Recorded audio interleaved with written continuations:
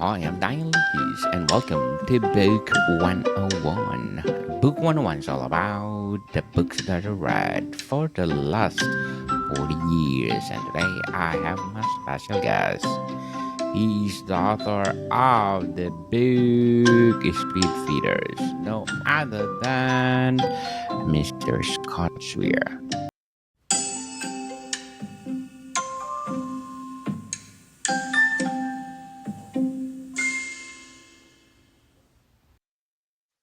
Oh, nice to meet you this morning, Daniel. I guess to give you a little bit idea of who I am, I'm basically, I consider myself a fiction writer who has mood swings between writing something funny and something dark. I guess it goes back to my past of just having almost no friends in high school. So I just had to create my own worlds, and that really sparked my imagination to do other things. I guess I'm more of a blue collar writer. I identify with blue collar characters. That goes back to my past of growing up in a small farm in Wisconsin to working class parents that really had to work hard just to put food on the table. Um, I've had a million jobs before I became an author. I was everything from a student loan advisor to a truck driver, and I learned through all those experiences that I'm pretty good at writing and I suck at all other occupations. So, and that's true. It's true. That's why I'm doing this. So, I went to the University of Utah and I majored in film, and really latched on to screenwriting. Um, and even after college, I spent a lot of years trying to make it as a screenwriter, but that never panned out. So basically, I even spent a couple of years in LA. But like every other dreamer, it seems like out there, I got my butt kicked back to Wisconsin by Hollywood, like a lot of other dreamers that fail. So, and that was a tough time for me. That was the lowest point in my life. So, I mean, I was in a period of depression.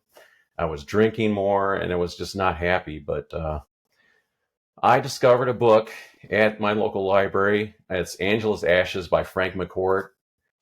It's a book about his upbringing in Ireland and how it was just a struggle. I think it's just a really poor.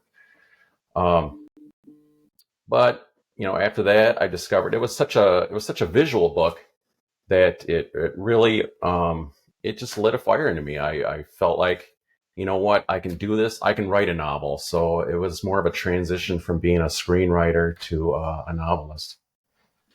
So, what inspired you to become an author?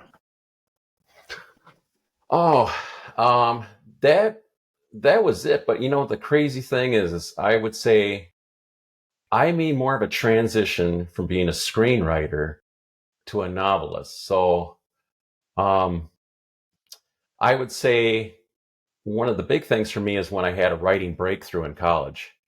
I had my first screenwriting class, and we had to write a full-length screenplay, which is a pretty difficult course. We had a high washout rate. So it was a strange thing. I mean, I never had done it before. I didn't know how to start. I had no way to know how to do a full length screenplay, which was intimidating. So there was just one day where I took a CD Walkman with me. I took just a notebook, a pen, and I went to the Subway sandwich shop on my campus at the University of Utah. It was about 9 o'clock in the morning. Right when they opened, I started writing. I mean, I felt great. I mean, I was writing, writing, writing, and it all was all going really good. And what was strange was, is I looked up at the clock and it said 9:30. I'm like, man, I know I've been writing for longer than that. I was really frustrated. I couldn't believe it. And then I turned towards the windows that face the street, and it was pitch black outside. I had been writing for 12 straight hours. I didn't stop to eat. I didn't stop to use a restroom. I didn't stop to do anything. So that was when I had a major breakthrough just writing wise, separate from being a novelist. So that's what really launched me. So I was basically launched as a writer through screenwriting, and not a novelist. So this is more of a transition for me than anything. Mm. Can you tell us about your writing process?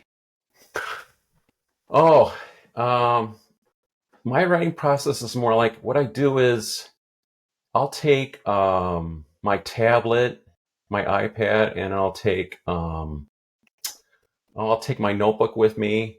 And what I like to do for the first half hour is just I'll play games, I'll read emails. It's just anything that gets me from the real world into the writing world. So, and in the next half hour, I start thinking about writing things. But once I've got that hour where I'm listening to music and I've got a separation from the real world, and then I'm able to write, I'm able to get into that transition. I mean, I wouldn't be anywhere with this without writing discipline. That's the only thing that gets me through this whole process. What challenges have you faced in your writing career?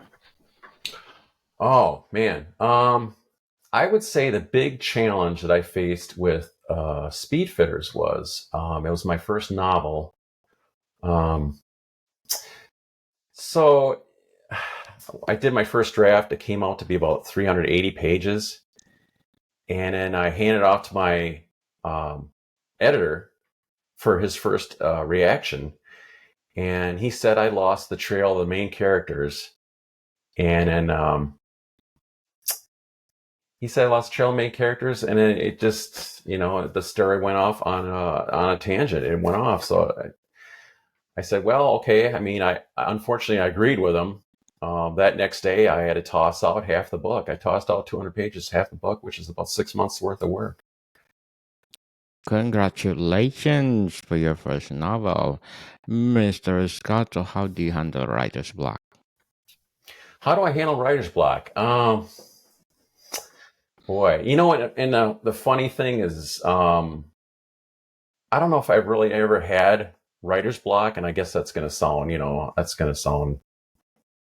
like a bunch of garbage to some writers, but um, I try never to put pressure on myself when I'm writing.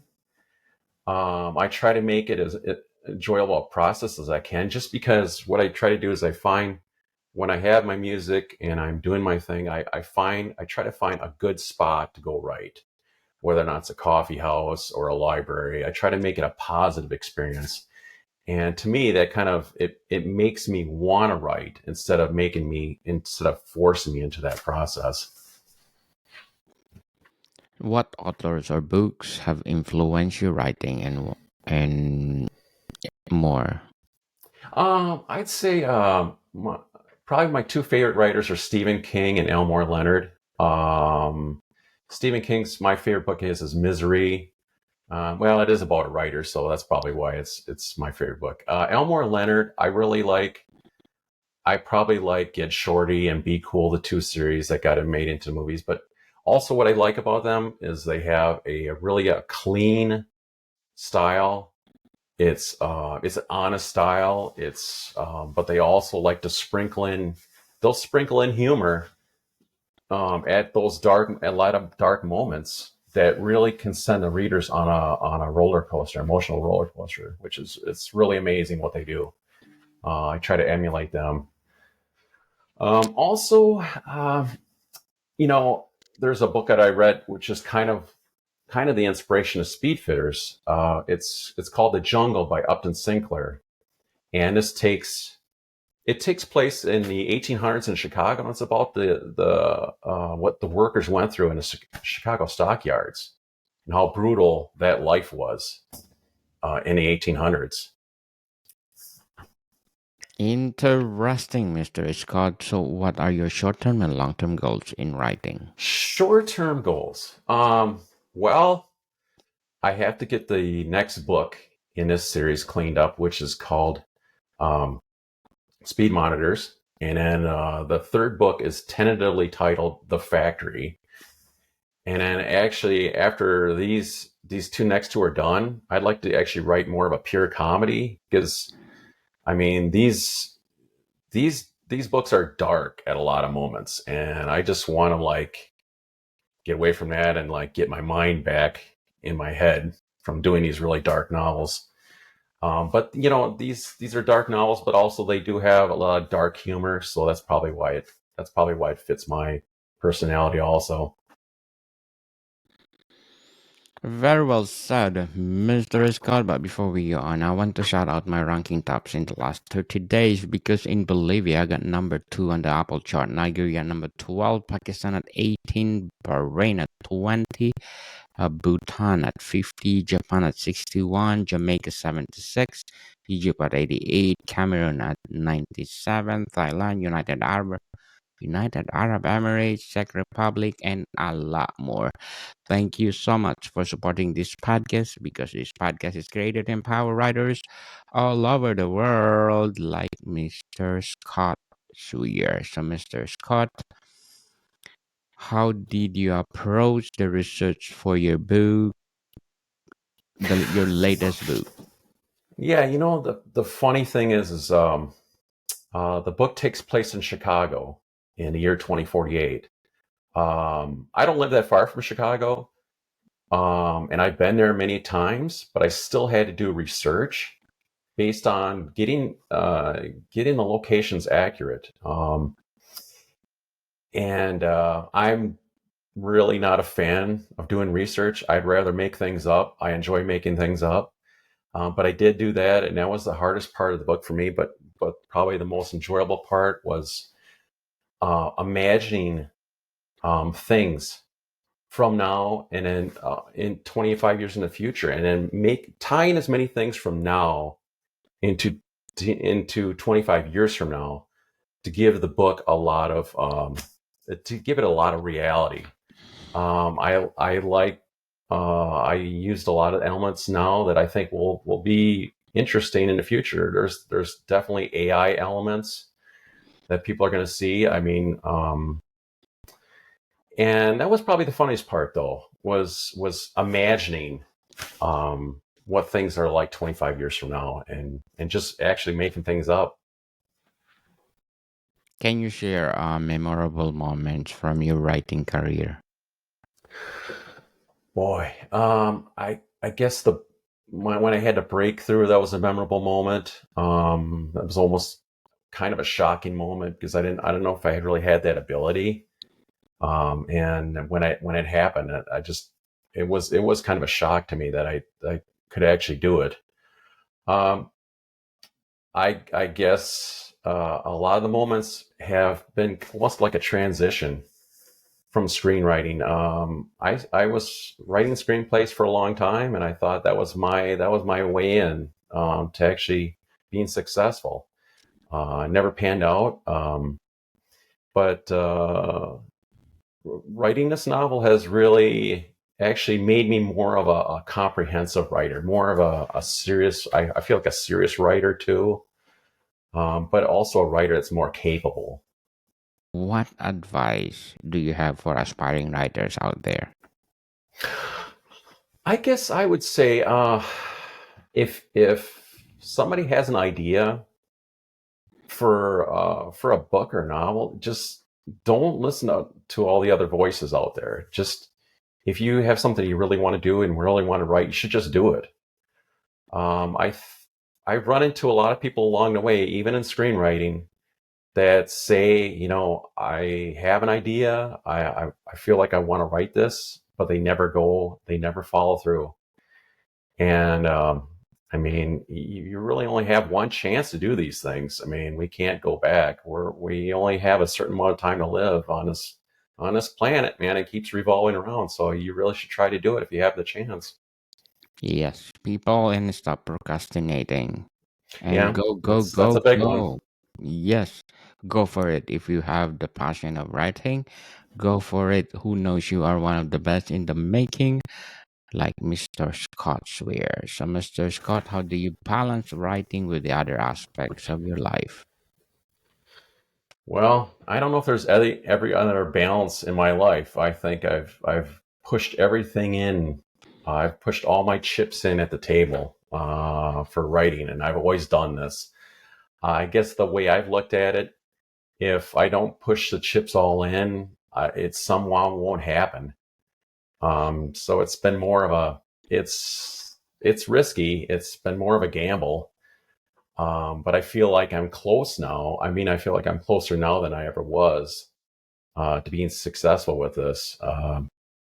I guess I couldn't have said this maybe, 5, 10 years ago when I made a transition. When I made that transition, that was a tough moment. I didn't know if I was gonna actually write anything again after all that fell apart with trying to be a screenwriter. Yes. So, what are some themes or topics that you are passionate about exploring in your writing? Oh, I think I'm really passionate about the things that inspire me to write. Especially this book. I see a lot of things happening now that I mean, I think 25 years from now, we could easily get sidetracked on a place where where it's not going to be pleasant if we don't get on top of AI, and if it has no restraints and we allow corporations to control the outcome of AI, we're going to be in a bad spot.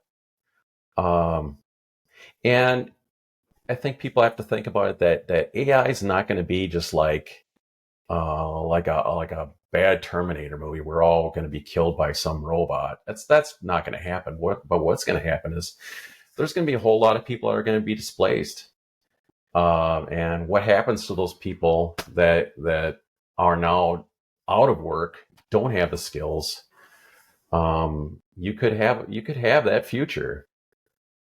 It's not only about that, but there's a lot of other issues in the book, but that's one of the main ones. Um, but it's mostly it's about a future that we've neglected our present, so now we've almost earned this future that we've neglected what we're doing now, and we've earned this future 25 years from now. Yes, definitely. So, what will be your piece about artificial intelligence? Um, I would say, there's it's interesting. One of the chapters, chapter 11, is probably one of my favorite chapters because it shows people in a factory. The name of the factory is Diamond Star Blades. They make saw blades for band saws and other things like that. So you have three generations of people working together on the same assembly line. You have child labor. You have uh, the mother or the father working along with the child, and then you also have a grandfather working there. Those all have separate issues. But also, the strangest part or the twist of that is now this company has decided to actually bring back human workers because now they are cheaper to use than the robots that have replaced them earlier. But also, Speedfitters is about that it's a parts reclamation company. So what happens is the people that do lose limbs while they're working on the assembly line, there's a Speedfitters person that comes in and replaces their arms and legs. So the crazy thing is as these people lose their limbs, they get Speedfitters arms and legs. So they start actually looking like the AI robots that they've replaced on the assembly line. So, Speedfitters is all about AI or science Well, fiction. it's science fiction, but AI is one of the elements. It's basically how corporations now kind of dictate our future. Um, Now the company of Speedfitters, it's a parts reclamation company, but now what happens is like say what a Speedfitters person does is basically like an EMT in a way. So if there's a car accident, the Speedfitters van will show up at a car accident, and um, if the person is missing limbs, that's that Speedfitters agent right there decides whether or not they get their parts reattached, or if they get sold off based on if the person has good enough health insurance.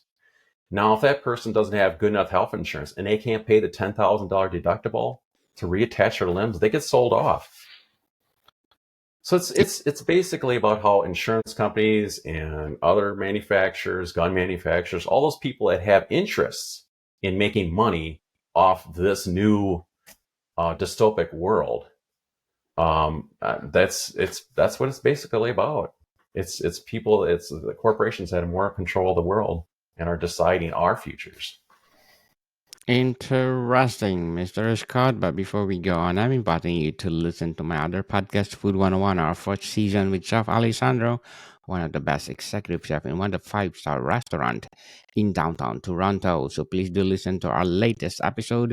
We talk about carbonara and cashew pepe, one of favorite of Italian, or let's say one of the best sauces in Italian cuisine.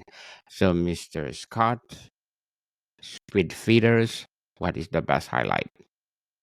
Best highlight. Well, um, I feel like it is chapter 11, but also I feel like the best highlight is I hope that people feel like that I've made enough attachments to the things that are currently happening to 25 years from now, where they can see themselves or they can see themselves in that world, that I made it physically, a reality for them. I hope that people think that. I'm not sure. I haven't sold too many of these yet, so I'm sure once I sell more, people will give me feedback. But I hope people see that and they take away that, you know what, maybe they think about other people differently. But you know what? And a lot of things that are happening in Speedfitters are happening in other countries. I tried to make this more of a worldwide novel, not just a typical American novel with the labor issues, because a lot of labor issues that you see 25 years from now in this book are currently happening in other countries. Certainly. So, how did you handle feedback or criticism of your work? Oh, feedback. That's tough. I, I, I I usually don't handle it too well. I don't know. I'm okay with it. Usually, it's a big death fight between me and my editor. Um, and but you know what? I've gotten better at it. I have to say, because I've been doing screenplays for a long time. So what it basically is now, it's just I try not to, feel like that I'm bulletproof. I make mistakes, and I want the real, I want the real story to come out. So I try. If I was to tell another writer, I would say have a bulletproof vest on, take those shots, but don't let it kill you. Be able to take the criticism, but don't let it kill you. I mean, I try to feel like I have a bulletproof vest on when there's criticism coming. Very well said, Mr. Scott. So, what is something you wish you had known when you first started writing? Well, probably that I was going to end up a novelist and not a screenwriter. Um, but that's all in the past now. But and the funny thing is about that is just you know I kind of wish I'd done a lot of different things. But I think anybody in retrospect would make changes in their lives, but we really don't have control of that. So I guess I was hoping that would work out because I do love movies. That was always my first love, and that's what inspired me to be a writer to begin with. So Mr. Scott, how do you hope your book will be remembered? I hope it'll be remembered as something that that really challenged people in a way. I mean, like I said, I'm more of a person that attached themselves to blue collar stories and those kind of people, but working class people. And I think that we fail to understand that anybody that has a boss is a working class person. The only people that really aren't working class are the ones that don't have a boss. And we all pretty much have a boss, so we all pretty much are working class people. And if people would think about it that way, they would understand that. Um, I just try to hopefully it's the people that are in that position will relate some way to the book, but also I guess I want people to be a little bit, you know, more cautious about what's going on now and then think about what's going on 25 years from now. I mean, things can change really easily in a short period of time. Yes, definitely. So, Mr. Scott, can we listen some of the chapter of Yeah. Speedfitters? Yeah, I'm going to read from chapter 2. To me, it gives an overview. It'll help the readers out. It gives the world. It gives people an idea of what that world's about. So this is from chapter 2. Dad would always say, "College is for rich kids," knowing he have to sell everything for my brother, or me to go. And it wasn't fair for them to make that kind of sacrifice. Besides, I always got bad grades and never saw the value of education. It would have been money wasted. After graduation, we had a career fair, and the usual recruiters were there: military, police, and corrections. These are all the jobs that people like me, the C students, are destined to fill. And this is about my main character, Stephen Kelly. He's talking about himself. The first person I talked to was a military recruiter. He had videos showing the exact places I'd be traveling to while on duty. But in 2030, when I graduated, just barely, the North African Freedom Sweep was in full swing. 1,000 body bags coming home each month didn't make his option an attractive one. The second table had law enforcement, who didn't work too hard corralling students. They knew their job wasn't any easier than a soldier's. Cops getting picked off in patrol cars became an epidemic in the late 20s. A recruiter who worked for the prison system was my final option. She tried to explain how I'd be helping people better themselves, reintroducing them into society. If it hadn't been for a prison riot that killed 15 correctional officers only weeks before graduation, I would be a correctional officer today. A late arrival at a once empty card table gave me new hope. "My name's Russ Dydek," he announced while I took a seat. He had a buzz cut with dyed red hair and a weathered face. Holding a cigarette with one hand and sipping from a foam cup of coffee in the other is why Russ never offered to shake my hand.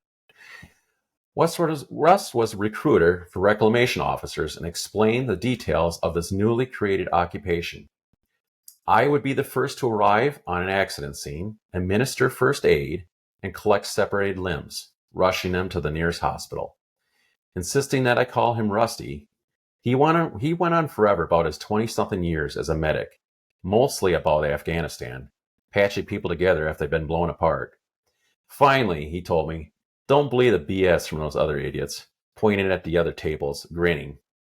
He talked the whole time, but I was okay with listening, along as his burnt cigarette breath pointed east and I took my breaths from the west. Rushdie never sugarcoated what the job was, which probably attracted me to it. I liked the idea of helping people, and knowing I would have a guaranteed job after only 6 weeks of training was icing on a cake. I enjoyed my first few years on the job, relocating to Chicago, and the pay was good. I was newly married with a baby on the way, able to build a house and buy a new car.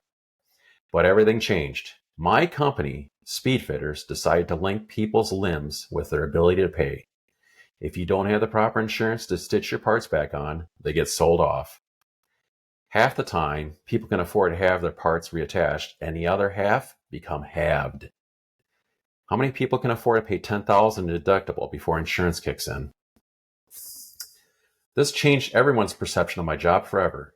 No longer the knight in shining armor, I would be the vulture picking your bones. People who can't afford the reattachment of their limbs create a need for arm and leg prosthetics. Hospitals, insurance companies, gun manufacturers, and parts reclamation companies fought over this newly created market. Speedfitters was the quickest on the draw, capturing over 50%. The more I drive around Chicago, the more I see Speedfitters, black, carbon steel prosthetics. Somewhere, a kid is playing baseball with a Speedfitter's leg. Somewhere, a woman is carrying groceries to her car with two Speedfitter's arms. Somewhere, a guy is walking dogs with Speedfitter's arms and legs. Rusty loves to remind us how successful our company is when we see people walking around wearing our prosthetics. I think we've gone way beyond helping people. Everything now amounts to a big corporate circle jerk. Manufacturers make guns that blast off parts. The hospitals sell or reattach the parts, while insurance companies sell expensive policies so only the rich can keep their parts. And my company, Speedfitters, is in the middle of the whole mess, scraping up what's left. I guess I shouldn't complain about job security. And now that part is where Steven is actually at a high school job fair, and he's a C student, and he's just trying to realize, okay, I don't have the money to go to college. My parents aren't rich, so these are the decisions I have to make. Am I going to be a cop? Am I going to be a soldier? Well, he ends up being a Speedfitters parts reclamation agent. Interesting novel, Mr. Scott. Can you please invite our listeners to support your latest novel? Okay, and Speedfitters, people can find it at barnesandnoble.com and amazon.com in print and ebook form. And also, I know you have a lot of other listeners in other parts of the world. So they can easily find it at smashwords.com in like an EPUB or an ebook form. Um, and if people want to follow me, they can follow me at Scott Sweer dash author on Facebook. And they can like me, whatever they were, or not like me. I don't know. But also, if they're having a hard time finding a copy of the book, I mean, I could help them out too. I could track one down for them. Yes, people, let's support Mr. Scott Sweer because if you support him, more series to come. It will be a quartet series or a trilogy. It's well. Here's the thing. I know it's going to be at least 3 books. It could be more, but the second book is pretty much done. It's in the revision stage. That's called Speed Monitors. Uh, last one's tentatively called The Factory. That's more of in the Genesis stage, but I know where I want that to go. But it could be 4. I'm not sure, but it's going to be 3 at least. Okay, looking forward for those books to come. So, Mr. Scott, thank you for your time. Thank you, Daniel. Thank you so much. More to come, people. See you soon.